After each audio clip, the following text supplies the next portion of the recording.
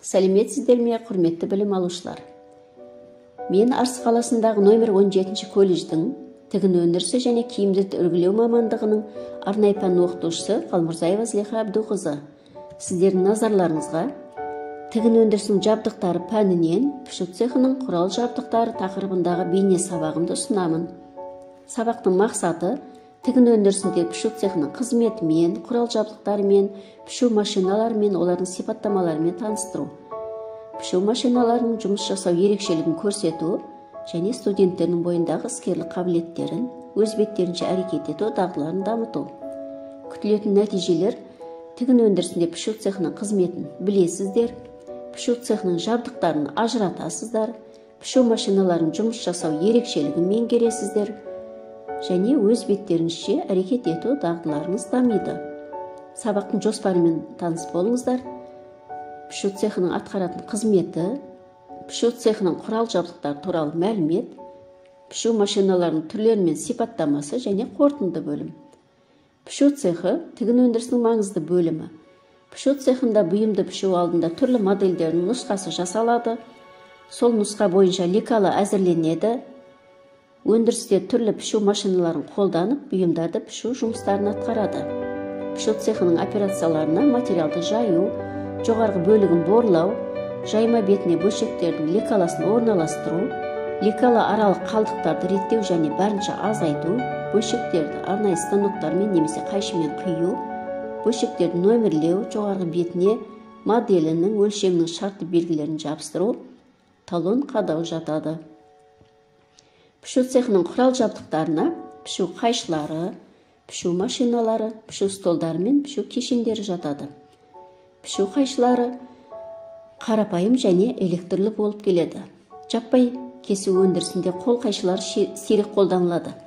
Бұл еңбек өнімділігін және кесу сапасының төмендігімен, үлкен физикалық күш жұмсалуымен байланысты. Қарапайым қол қайшылар көбінесе жеке тапсырыспен жұмыс жасауда және үй тұрмысындағы пішу кесу жұмыстарына қолданылады. Электрлі пішу қайшылары Pannonia фирмасының C50, C54 және Balmer фирмаларының 602 SL, 604 SL, 606 SL электрлі пішу қайшылары. Бұлар кішігірім биіктіктегі 50 мм-ге дейінгі материалдарды кесу үшін, сондай-ақ жалғыз кенептерді кесу үшін шағын тігін өндірісінде, сән үйлерінде қолданылады. Пішу машиналары дискілі пышақпен кесетін, тік пышақты, көлденең пышақты, жылжымалы және стационарлы таспалы болып келеді. Дискілі пышақты пішу машиналарына EZM маркалы, GS маркалы машиналар жатады. Стационарлы таспалы машиналарға RL маркалы 4 шкифті, 3 шкифті, 2 шкифті кесу машиналары және Pannonia фирмасының R маркасындағы кесу машиналары жатады. Дискілі пышақты пішу машиналары EZM1, EZM2, EZM3, 4, 5 және GS539, GS531 пішу машиналары. EZM4 машинасында пышақтың соққысы 35 мм, пышақтың қозғалуы минутына 2800 айналым, салмағы 9,1 кг. EZM4 машинасында пышақтың диаметрі 120 мм, пышақтың қозғалу саны минутына 1400 айналым, массасы 8,3 кг. Дискілі пышағы бар жылжымалы пішу машиналарында кескіш құрал айналмалы қозғалыстар жасайды. Бұл мата қабатының тығыздалуына әкеледі. Нәтижесінде кесу тазалығы жоғарылайды және кесу сызығының ені 1 мм-ден аспайды. Алайда дискілі пышақтары бар машиналарды қолдануға шектеулер бар. Өйткені машина тірегінің қалыңдығы мен ені айтарлықтай өлшемдерге ие. Бұл матаны қисық сызықтар бойымен кесуді қиындатады. Дискілі пышақпен пішетін машиналар шағын биіктіктегі 30-40 мм-ге дейінгі төсемдерді кесу және үйкелу коэффициенті аз мақта мата, табиғи және жасанды жібектен, астарлық, жұқа жүн және жартылай жүн материалдардан күрделі емес пішіндегі бөлшектерді кесу үшін қолданылады. Көлденең және тік кесу машинасы Pannonia фирмасының GS сериалы көлденең және тік пышақты кесу машиналары әртүрлі биіктіктегі маталарды және тығыз материалдарды кесу үшін пайдаланылады. Енді стационарлы таспалы пішу машиналары. Қазіргі уақытта ТМД елдерінің кәсіпорнында шығарылған RL6, RL630, RL1001 стационарлық 4 шкифті машиналар, RL4 3 шкифті машина, RL5 2 шкифті пішу машиналары мен Panonia фирмасының R1532, R1532-1 кесу машиналары кеңінен қолданылады. Таспалы пішу машиналары алдын ала жылжымалы пішу машиналарымен кесілген мата бөліктерінен бөлшектер пішуге арналған. RL4 таспалы пішу машинасының кесу мөлшері 1000 мм, яғни 1 метр. Таспалы пышақ секундына 20 метр жылдамдықпен қозғалады.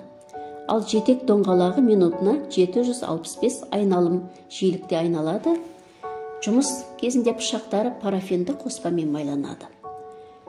Машина жұмыс істеп тұрғанда жұмыс столының астына көп мөлшерде шаң жиналады. Ал ол оңай тұтанып кетуі мүмкін. Сондықтан корпус ішіне ұшқын түспеу үшін азбест төсемі бекітілген. RL4 машинасы шаң сорғыш қондырғымен жабдықталған. Стационарлық таспалы машиналардың кемшіліктері. Машина үстеліндегі бөлшектер бумаларын қолмен ауыстыру. Бұрылыстардағы таспа пышақтың ауытқуы. Бумаларды қолмен ауыстыру жұмысшылардың тез шаршауына әкеледі, әсіресе үлкен бөлшектерді кесу кезінде. Сонымен қатар субъективті себептерге байланысты кесудің қажетті сапасы әрдайым қамтамасыз етілмейді. Таспа пышақтың ауытқуынан кесу сызығының ауытқуы, яғни жеткілікті дәл кесілмеуі туындайды. Пішу кешендері. Ірі тігін цехтарында, фабрикаларда киімнің үлкен партияларын шығару кезінде пішу кешендері іске қосылады. Мұндай кешеннің құрамына пішу машиналарынан бөлек пішу столдары, матаны кесу үшін беретін таспалы конвейері бар жұмыс беті кіреді. Кесу жүргізілетін қабылдау аймағы вакуумды құрылғымен жабдықталған. Ол қажет болған жағдайда кесуге ыңғайлы болу үшін жұқа матаны бекітеді, немесе кесу алдында төселген материалдың бірнеше қабатын қысады. Пішу столдары ұзындығы 3-5 метрден кем болмауы керек, биіктігі 80-90 сантиметр, ені 90-175 сантиметр болады. Беті тегіс болу керек. Пішу столында міндетті түрде мата қыстырғышы, тегістегіш сызғыштары болады. Енді пішу машинасымен жұмыс істеу барысында сақталатын қауіпсіздік ережелерімен таныс болыңыздар. Материалдарды пішуші ретінде тиісті даярлықтан өткен, немесе осы мамандық бойынша практикалық жұмыс дағдылары бар, жұмыстың қауіпсіз тәсілдері меңгерген 18 жастан асқан адамдар жіберіледі. Қауіпті және зиянды өндірістік факторлардың әсерін төмендету үшін материалдарды пішуші салалық нормаларға сәйкес арнайы киіммен, арнайы аяқ киіммен және басқа да жеке қорғаныс құралдарымен қамтамасыз етілуі тиіс. Матаны кесуге және пішуге арналған станоктарды тек олар бекітілген адамдар ғана іске қосу және қызмет көрсетуі тиіс. Станокта жұмыс барысында ақаулықтар анықталған жағдайда жұмысты дереу тоқтату, жұмыс жетекшісіне хабарлау және жөндеу үшін мамандарды шақыру қажет. Өрт шыққан жағдайда жұмыс басшысына хабарлап, қажет болған жағдайда 101 телефоны бойынша өрт сөндіру бригадасын шақыру және тұтануды жоюға, жабдықтарды, басқа да құнды мүлікті құтқаруға барлық қажетті шараларды қабылдауы тиіс. Бекіту тапсырмаларымен таныс болыңыздар. Пішу цехының атқаратын қызметтерін анықтаймыз. Пішу құралдары туралы мәліметтер айтасыздар. Пішу құралдарын қай жерде, қандай мақсатта қолданатынын көрсетеміз. Пішу машиналары мен пішу қайшыларының ерекшелігін талдаңыздар. Дискілі және таспалы пішу машиналарын сипаттайды. Пішу машиналарының тиімділігі мен артықшылығын айқындау. Көріп тұрғандай тапсырма жеңілден ауыр тапсырмаға ауысып жатыр. Сонымен бүгін сабағымызды қорытындылай келе, пішу машиналар мен пішу кешендері, ірі тігін цехтарында, фабрикаларда, киімнің үлкен партияларын шығару кезінде жұмысшылардың еңбегін жеңілдету және еңбек өнімділігін арттыру мақсатында қолданылады екен.